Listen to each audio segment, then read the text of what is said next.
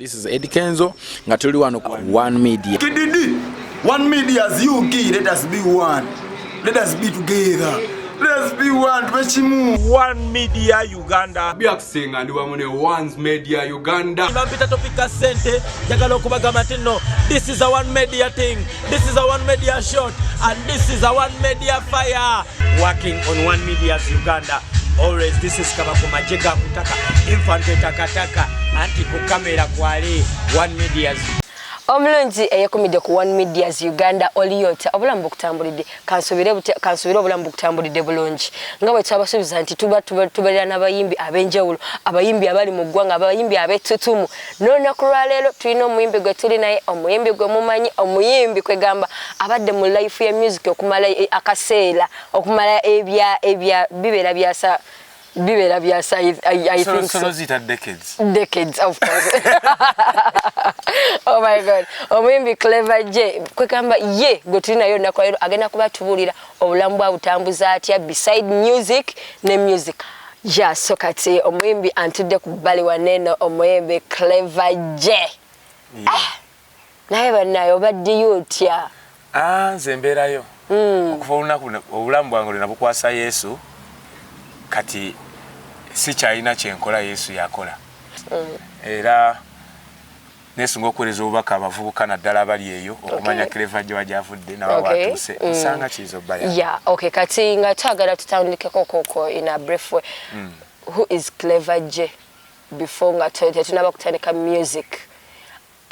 Yani amanyage bamuzaalawa myaka emeka ebyo just ebintu ebitano. Amanya gange amatuufu mpita Mwonge Gerard. Nze Mwonge Gerard. Okay. Erikola sente oba erimanyisa ekitone kyange is Clever J. Musajja wa Kabaka mugoba nsonga omulalu omubwati. Awo beero tambudde ngo Muganda. Nkugambye mba ntambudde ntya mba nkutambudde mu mwoyo. Okay. Clever J beetaga abantu okumanya mama n'omukyala abamuzaala mama ne taata. Abazadde bange nkoma kumanya bo naye mu bazadde abazaala abazadde bange abasinga bagenze. Oh sorry. Okay. Naye nga omuntu yandeetaza okumanya gaabwe maybe. Nsinga kumanyako muzeyi Japan. Ne mama Nakimu, jajja Nakimu. Ekitegeeza tewafuna chance kumanya. Kati abazeyi abazaala mama abo boss nja kugamba sina gwe manyi. Tebalina gwe bandaga. Lwaki kyali bwe kityo? Kisoboka okubaawo ng'oluusi nasanga tebaliiwo. Tubaye tusaba otuyitiriremu kombulamu bwo nga okula. Nze nga nkula twakulira bankuliza natandikira Kansanga. Twali kukuwa ne muzeyi wange nga mbeera naye. Naye nga muzeyi wa musajja omukazi. Muzeyi wange omusajja. Okay. Twatandikira Kansanga. Naye twamala akaseera katono etuva ntujje Kawempe. Ni baana ba Kawempe. Kati Kawempe kwe tubadde tuligitira.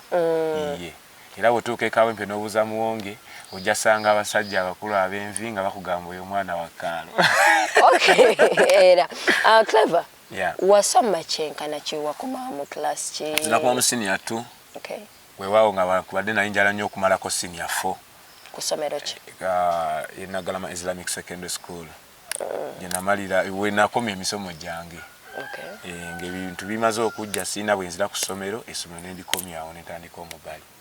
Oyingira otya mu bulamu bwa music? Bulamu bwa music nabuyingiramu ng'omupiira gunzisa endobo. Wali musambi wa mupiira? Nsamba nnyo omupiira. Naye waka amaka ge nakuliramu mwalimu omuyimbi Joseph Mayanja nga atandika okukola eddoboozi nga wendi awo. Mwaka ki ogwo? Awo nange nesikirizibwa okuyingira music. Nyinza obutagujjukira naye nga nalina akareasoning okuva ku ssomero nga amaze okuva ku by'essomero.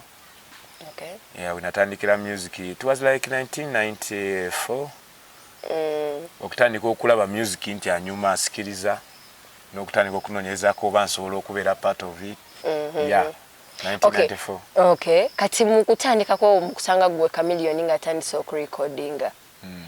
like watandikirawo there and then okurecordinga oba kyasuka nekikutwaliramu ko time kyantwalira akaseera nali ntya n'okumugamba okumproducinga era binaikaka nekimugamba nangamba kati noleta sente bwewamugamba nti yagala kuyimba nakugamba mpa sente kati noleta sente nenjawo akasente yakampa era nenkamuddiza kwegamba yakampa yayagala kulaga nti no teri kyawo no waka nali nkola emirimu gya waka and I was being paid so kasente ke yampa nemugamba nedda njagala kola ki kola music netandika ya and luyimba kyolo lwe watandikirako I Selina oh mama I Selina mama I Selina oh mama I Selina tondeka onzeka ke kamya ke natandikirako abantu bakagala nnyo nga bw'okiwulira yani kampa amanyi okukola endala ya tina luyimba lwe nakola abantu ne balugaana kati bw'ovaako okola oluyimba buyimba kibwogamba nti bwe natandikira kwaka kayimba nazzaako kino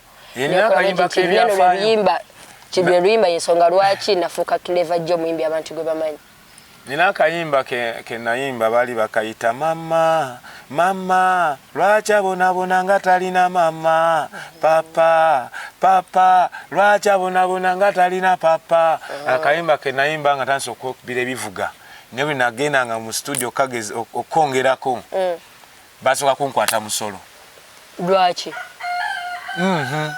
bwe bankwala nenkomonezamu okayimba nendyoka mpita eddoboozi nga ligamba obizeemu era obiyimba okubiddamu kutya nga bwe nkayimba okwongerako nkamalize mu studio nga nfunayo abankwata lwaki ggoloza lwakikyabeeranga bwe kityo ndowooza it was the reality wali oyimba ku bya bulijjo nnyo nga balaba nga ayingiridde personal life y'abantu kalina mu story nga ninga asuuliddwa kali mu story nga ninga asuuliddwa mu bufunze wayimba life yo ye sina luyimba lwe nyimbye kutali ku bulamu bwange obulamu bw'okusuulibwa buneeno wabusanga otya nga gwe omwana kulinga kusuulibwa kubanze bwe tukyabeera kansanga mami wange nga tannaba kuva mu bulamu bwansi eno nabeeranga ewa mukakitange ewa maama wange omuto naye nayagala nkukiranga ewa maama nga lwenzikirayo maama ngamba ddayo ogambe taatawo nti siriiyo kati kati obulamu bw'obuto obwo bwandeetera okubanga ndaba taata wange yekka kati taata wange yekka mukola nga beera safaari nalabanga kati nsigaddewo nzekka era okukwatagana ne mu famire jose nagendanga so mu bufunze family yali too over busy ojaga nti yali too over busy ate nga weyafyo kuba ffe muze yatuzaala abaana babiri nze ne sister wange birungi kati yabanga taliiwo ng'obeerawo wekka waka ekyo kyasikirizanga bwe nagendanga ku kyaki nensinkana abajjoze nenkwatagana nabo nga tingasobola kudda kale n'okukwatagana n'abali miziki kwegamba nga olina okukwatagana n'abo abali mu kintu ky'oyagala ate nno si kyenjagala kuba famire erimu abalenzi bangi ng'erimu omuwala oba omu oba babiri kati nga abalenzi bangi so nga ndaba nkolaboratinga nabo bulungi ate nga gwe n'oliyo omu awo natandikira okubuukira mu music nentandika okuba mu music okudduka mupiira okudda mu music awo natandikira kati nga tugizako ku byagonda like ogambye Chameleone yasooka okugiwirirwa oluyimba lwo lwasooka naye ate ebintu byajjaawo nemufunamu obutakkaanya gwe ne Chameleone nga bagamba mukontana ebyo ebiro byali bikontana kuba twalina eddoboozi limu era bwe yagamba nali nkuba ddoboozi lyerimu nga nebwizo naye ayimba ddoboozi lyerimu nagamba naye mukyuse eddoboozi tuweereka naawe ogenda soundinga nga Chameleone wizo n'akyusa naye zinawulira nga kino kyensobola esaakyusa kwegamba yawa wali oyimbira mu nnomo yo nze eddoboozi lye wali osazeewo okuyimba kuva kayimba akasooka aka Selina eddoboozi linatandisa okuyimba kati abantu bakagana naye sobola kukyusa nga toyinza kunsiba mugwa kakyusa ate nga balisiivinze enagenda mu maaso na ddoboozi eryo kyakkosaamu kitya tekyankosaamu wadde kubanze saalikola bukozi nayimba liyimba enkolagana yammwe yali damaged because of the voice yadamagingibwamuko okuba nabeera nga enyimba wenziproducinga nga nalabanga nga nange tekinkola bulungi nga nproducingira awo nensaba mukama okumpa njiga ebyuma nze nayiga ebyuma nga saabiyigira mu ssomero tusobole okuba nga mbyeproducingira ng'oyagala kwetaggulula nga njagala kati kubanga ndabye waliwo bayinza okutanzikiriza kukola ddoboozi eryo naye ate nga nze kunze mba ndikola nsobola odyekolera nditandika okuba nga sirivaako abantu abamu bagamba like ntwawirako okolumasi nga bagamba nti Clever J musajja wansasagge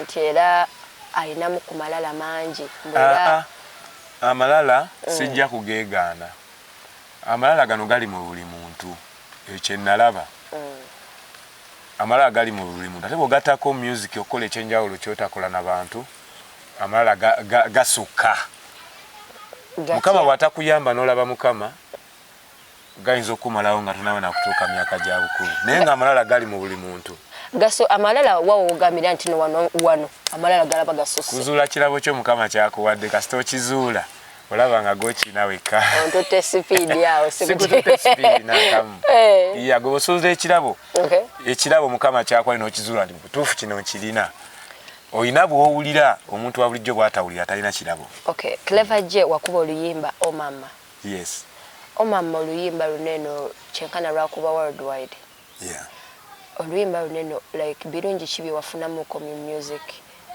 lwayongerako nga njisa eri bantu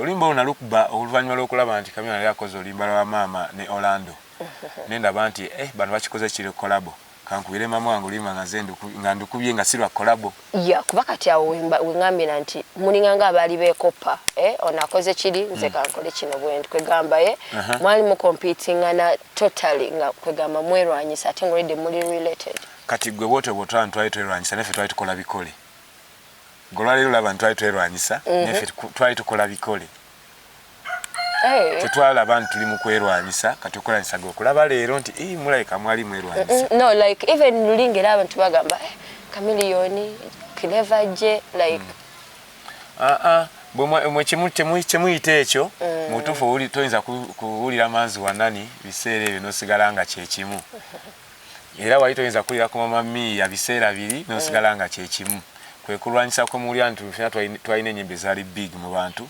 nemulaba nti tulina gye twava nga tujja tulaba nga abali balwana so we are all blessed by the talent nga tuzze mu bintu bino ebya music yo nakutambuza atya kuba olina awantu webatuuka walinganga ahitinze board ng'ogize naye ate notukwesa nova ku podium nakuba music yoyo ne bantwala ejjuba ne malayo mwezi mulamba nga sikyaddukanya music wano mu Uganda sina abiddukanyako then nali maze okuba ne manager wange nali ngeze kuba music twagenda tukuba music ekizibu nekitusobako promoter n'atuddukako netusuubirayo mwezi mulamba ate nga seri expensive so it was a much struggle okuva mu Juba okujjayo n'abaana bonna mu dde Kampala nasanga Clever J akakkanyi so kati bwe wajja nga kakkanyi naawe n'osooka osala omuliro nze natandikirawo era natandikirawo balaga kuba by then naye sina nangoye ze nyambala kagoyi kange nalina n'akapale kange kalimu ekituli ke mwalaba ku Bukedde TV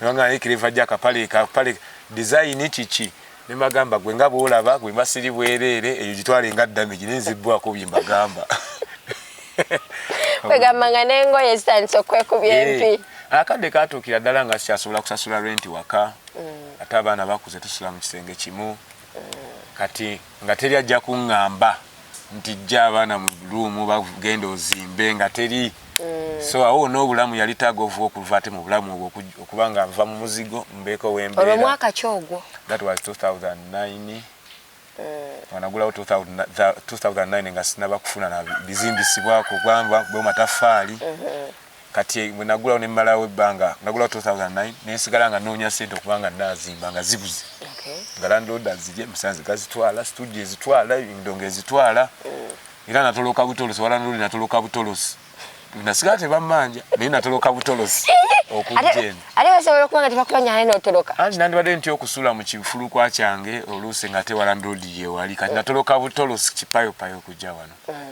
Clever abantu bagamba nti obadde musajja akuba ennyo abakazi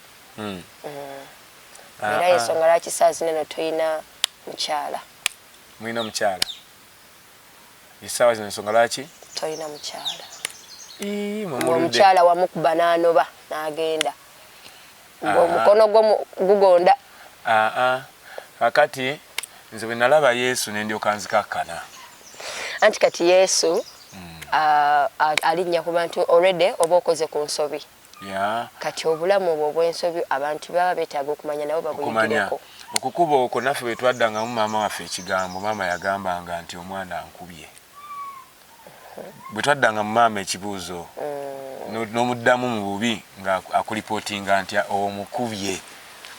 Kati nange bwe nasunguwalanga ebingi ebyantuukako mu butayagala mukuba nga ndaba bwe mukuba ngenda kumuggyako magulu. Natandika kwasabya mu nnyumba kyenfunye ekirimu ku ssente nga nkyasa at least pain enveeko okwekuba kwe nakubanga. Kati ye n'agamba nti oba omukuba. Okumukuba namukuba. Kata mumenyeko n'okugulu. Kata mumenyeko n'okugulu. Owulidde. Kati kino abantu balina okukimanya. Era Mukama batakuyambye butasibira mabuusu oba olina kubwa. Awo enfa okwebaza Yesu okubanga nkamula obusungu obutaddayo kuba bantu. Kati njogera bwogezi. Ebikolwa nebikolebwa. Clever. Wanje. Abantu bayingala mu music. Abeeramu n'ebirungi n'ebibi. Birungi ki byefunye mu music? True. Awatali kirala kyonna bino ebirala byonna mbikola amatafaali ngakola mapya muwulidde nga kuba holding mukoze naye music yakoze kino. Kati sijja kugamba nti ate kale mu byobulamu financially okujjako kye yakola ekibi music yali anjigiriza obwenzi. Ekyo kyekibi ekyali music kye yali aleese. Niwe nasinkana Mukama waffe n'entereera. Naye Mukama oyo nange musaba nzikeko kuba nange alabika yakutereeza nnyo. Olina okukkiriza n'obatizibwa n'oyingira mu linnya lya Mukama waffe n'oyingira mu linnya ly'Omwana ne Taata. Kati oyingira otya mu bulokole? Mu bulokole bw'oba teweenenyiza toyinza buyingiramu, ate bw'oba nga tonyiikidde nnyo toyinza buvaamu. Otya? Kubanga bwetuuka mu bulokole Baluumi 10 ekugamba abooluganda kyensaba mutima gwange era kisaba ku lwabo balokoke kuba balina okunyiikirira nnyo Katonda naye si mu kutegeera. Kati wate otanyiikirira nnyo oyinza obutava mu bulokole n'osigala ng'okyali mu Babuloni. Naye Clever, abantu bagamba nti ebiseera ebimu abantu abamu abalokoka oluusi wabaawo omugaati oguba gwengedde. Era kyekibuuliza enjiri y'obwakabaka okugamba n'abasumba bonna. Kyekibuuliza enjiri y'obwakabaka nti Pawulo yabuuliranga enjiri n'agamba enjiri eno ngibuulira okuba ey'obwereere. Nkujjako ekyomugaati kiri. Kati eri mu njiri ey'obulokole eyo gy'owudde gye tunyiikirira eyo bonna abo bakozi ba ssente. Nawulira n'omugenzi pasita yegagamba nali nnoonya byange teri kitaliiko bizinesi nga tekikubeezaawo oba totegedde oba toyingidde. Ffe ekituyingiza okuba abatukuvu nze natukula. Ekituyingiza okuba abatukuvu kubanga wano mu ddiini wano tetugguka. Era buli omu ali mu bulokole abamu baabula abamu bajja ne baga papa mutuufu nalokoka ndi mulokole naye ninga eyabula nga omusumba teyayingira n'endiga teyayingira. Kati ffe awo twagaanawo.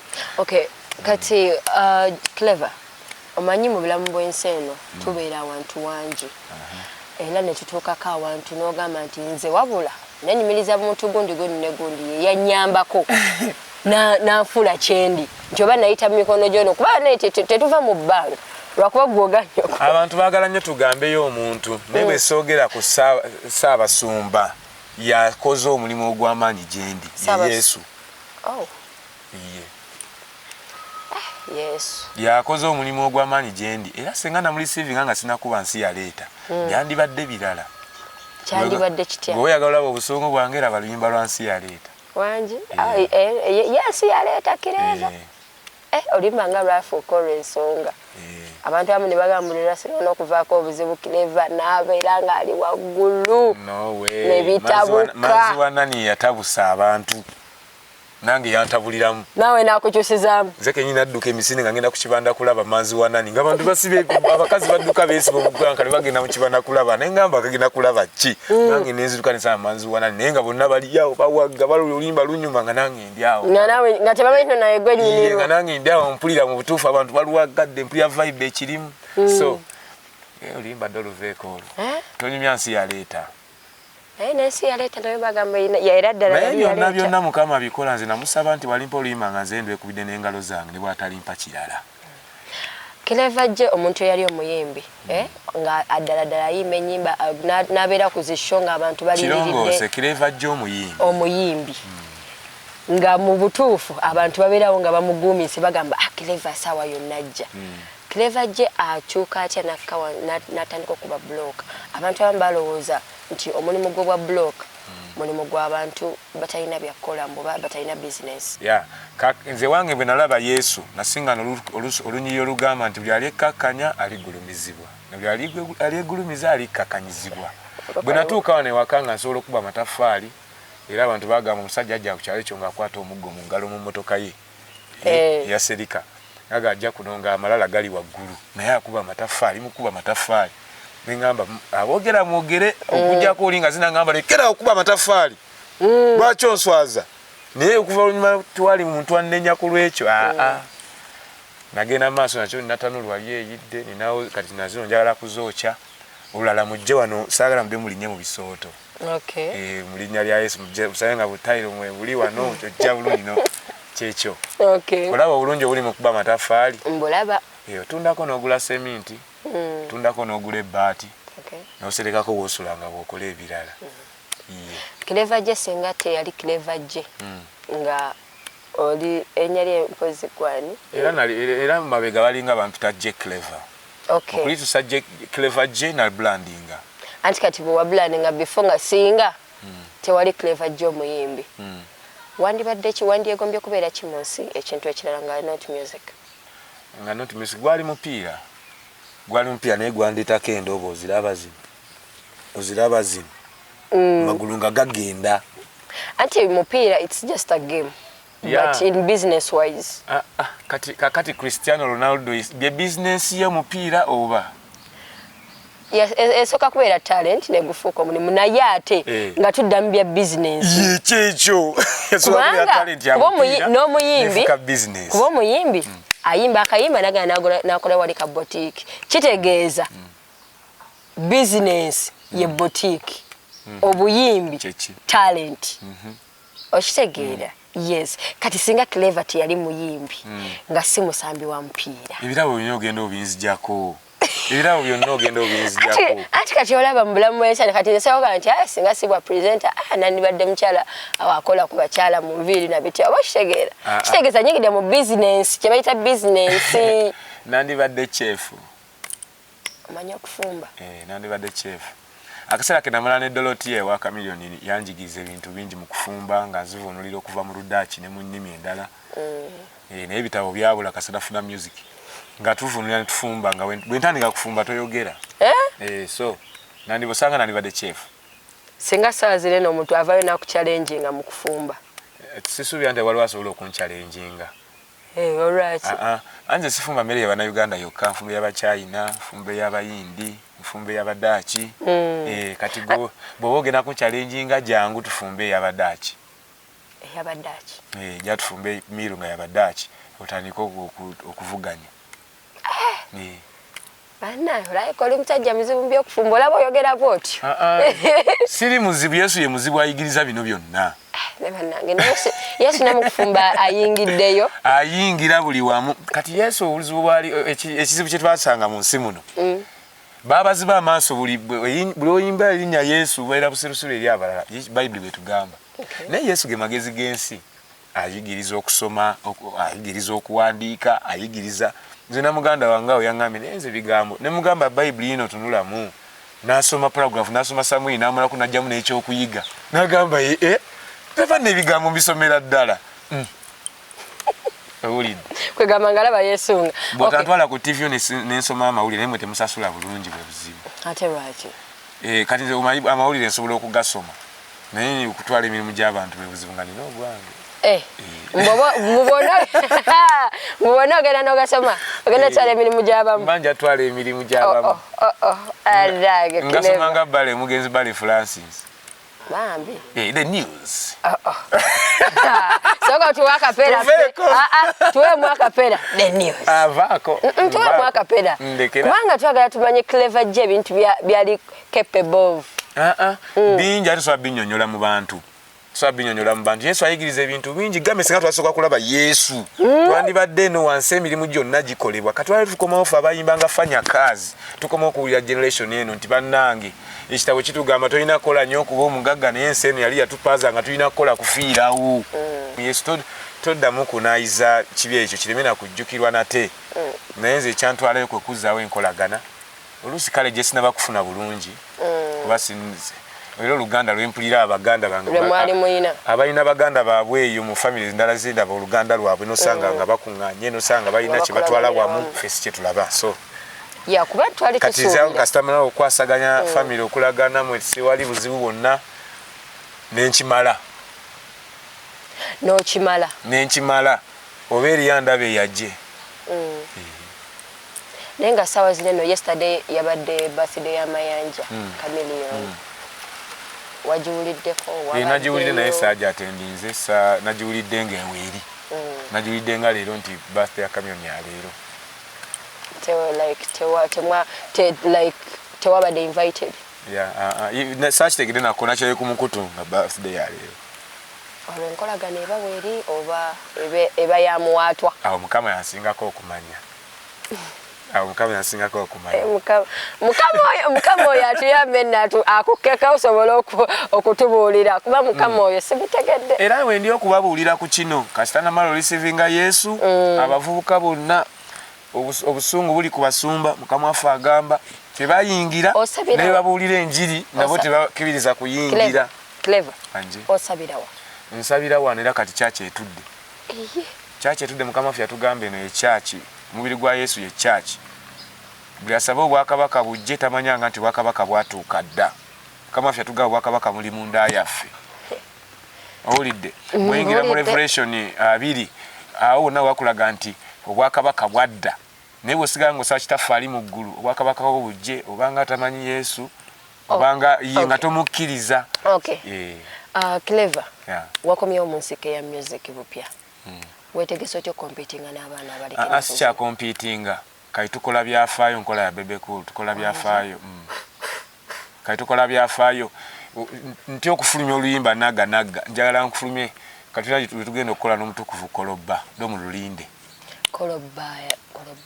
Koloba amasana gane misaza kulya fe oyo omusajja akyaliyo ejali mwakwatagana mutyo ne mugamba nti akati katukola oluyimba Koloba nasinkana naye ku kizinga nga naye yali aze kubuulira njiri nangambe nayo natambulayo nga mbuulira kati ekinaka nkitwaliko ekibiina kitwatambuliramu bandita nzije nkube ne Koloba ku show y'okubizinga kati mu luumu tujjayo Yesu tumuteeka ku mmeeza ngenda owulira nga sina kyemmanyi ngendo yanga sina kyemmanyi mu bufunze nga Yesu gwe baleko gwate toyina n'ekimu ky'omanyi sina kyemmanyi olwo n'okola otya ne nsaba Bible nasaba muzeeyi wange Bible ne kuba nalina ka good news akatono nga tekanzigusa nampa Bible yali erina ku page ezitaliiko Koloba ngamba kwate nampa Bible eddala nentandika okuba nga nkwasaganya kyonna bwe twaseka ne Koloba betufuukira ddala ba Luganda ku nsi ne mu ggulu kwega muli ba Luganda mu nsi ne mu ggulu kasita otukula ofuuka wa Luganda tusuubirayo oluyimba lwo ne Chameleon oluyimba ne Chameleon mu butuufu muyinza obutalufuna mpozi nga mukama akkiriza naye musuubire oluyimba nze ne Kenzo anytime weewaawo lwaki temukolayo kolabo kubanga abantu bajagala naye mu studio ez'omu Uganda tetujjamu babiri twagenda okukola oluyimba omuliro kata gukwate mu studio nga lwaki like vibe eri waggulu nnyo kyalinga nti toyinza kusibira mpologoma bbiri mu kisenge kimu naddala nga nsajja bwe buzibu nafuna naye mwe abagala kolabo ne Jose mwe mwagala kolabo ne Eddie Kenzo mwakwataganye mutya ne Eddie Kenzo okutukokola oluyimba kweyimbya luyimba yange sayayimba ensi yaleeta ne mufiringa mwoyo nga nalabika wa Luganda ne musaba kolabo katango ye yasaba omwana anti kuba Eddie Kenzo yajjoyinde nga mwakuba mbwe kiri gwe talaba Yesu nga abulira abeebirevu ebyeru ate nga wa 12 ate nga kansawo yani badde abuulira kyekyo egamba noli musubire kolabo yange ne Eddie Kenzo right now no oluyimba oluli mu house baluyita tuli bulungi ya twali tugenda kola video ya Kimuli mu Lujja naye mastering yayo teyagenda bulungi kati twakoze olugendo mastering bwa oluyita tuli bulungi tugenda okufulumya lwaki tuli bulungi muzonna ya tuli bulungi kubanga bwe ulobuzo omuntu nga afuluma mu nju eno mugambo wasizo otano nyabagamba bulungi bwobuuza uli ababulya ku bizina babuuza abantu ababuuza mwasuze mutano banafa abatuwuliriza eyo abalungi abatuwuliriza abantu bali bulungi bati bali bulungi naye nga tebategeeza bali bulungi bo waliwo n'omulwadde gwosanga yasuze afa n'omubuuza oli otya nakugamba ndi bulungi naye nga ate tali bulungi kakati bwomala okuguma kuba mukama waffe yatugamba nti mwemugume nensi ejjudde ennaku bwomala okuguma ennaku efuuka kyakulya ennaku efuuka kyakulya kati bwogamba nti oli bubi nga nekyokulya ngaennaku okiyina ate oba tobitegeera olina okuba bulungi. How do you come up with the composition of the song nti tuli bulungi era n'ogamba nti zino lyrics ezigenda okubeera mu verse 2 waneeno eno verse 3 ebigambo bino mubijjawa era okikola otya okumakinga oluyimba ne luggwa?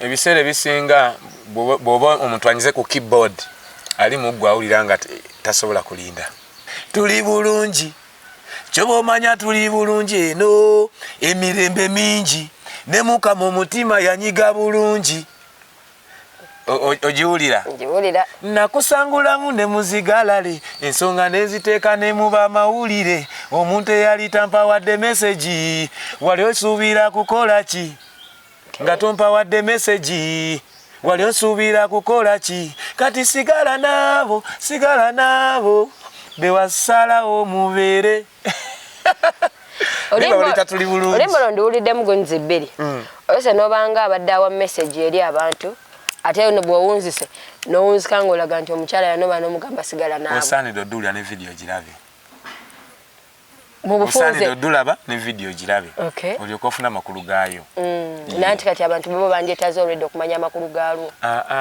nsumula ate biika byoyagala bijja olwedde obibasunidde ensunyeeko kati baagala ki ekirala balinda ekiwedde bannange mutuvuga speedi abayimbi naye nga music waali kati ali ku speedi ya